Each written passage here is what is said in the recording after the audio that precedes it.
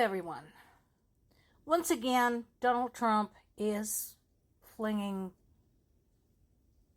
unrealistic promises left, right, and center without full understanding of what is truly going on in Ukraine. And here's kind of proof that he still doesn't get it. He would need to go to Ukraine and stay there for a week for this to fully sink in. But he said Russia occupied a big portion of Ukraine. They occupied prime territory. It doesn't matter whether it's prime or not prime. Russia came barging in to its neighboring country and invaded it. It doesn't matter what territory it took, whether it's industrial, whether it's a fucking desert, whether it's agricultural, it doesn't matter. Russia has no right to be there. Period.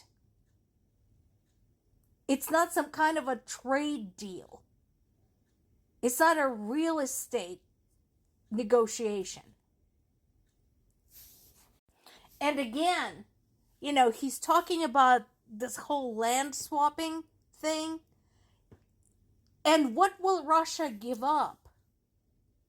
Also, does he understand that there are people, human beings, living in the area occupied by Russians right now, that they do not want to be living under Russia? They just have no place to go and no way to go, because Russia had already said that they will target any convoy of cars and buses and minivans as if it is military, even if it's civilians trying to flee to safety.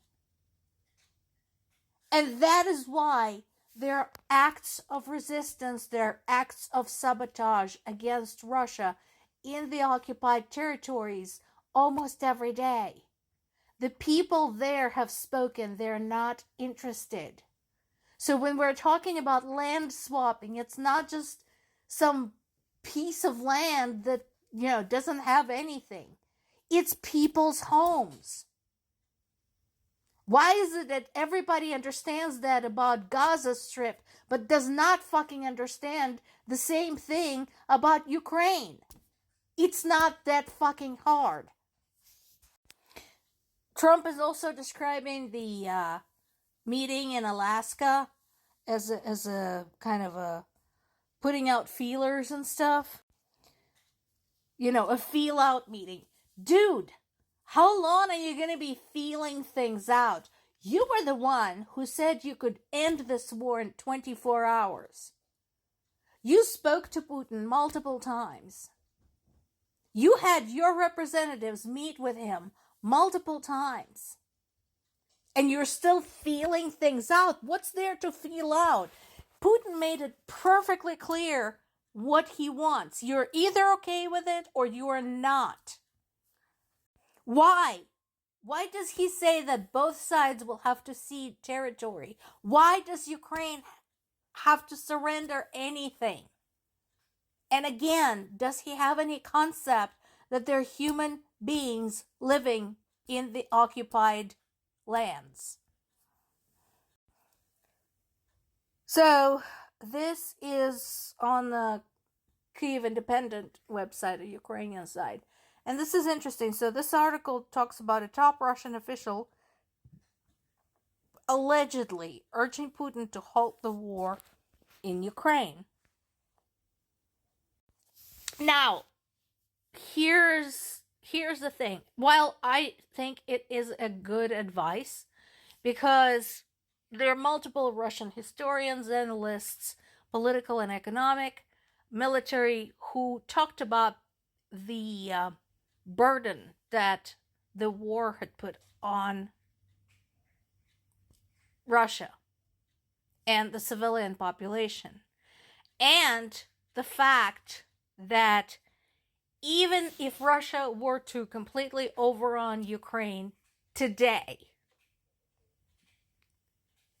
they would be only at the start of the bloodiest, most horrible, deadliest underground resistance war for years, unless they withdraw.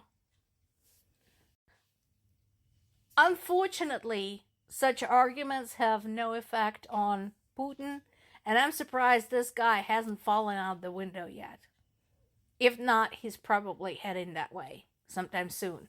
His political influence had diminished recently, so that particular official is probably on the way out, literally and figuratively.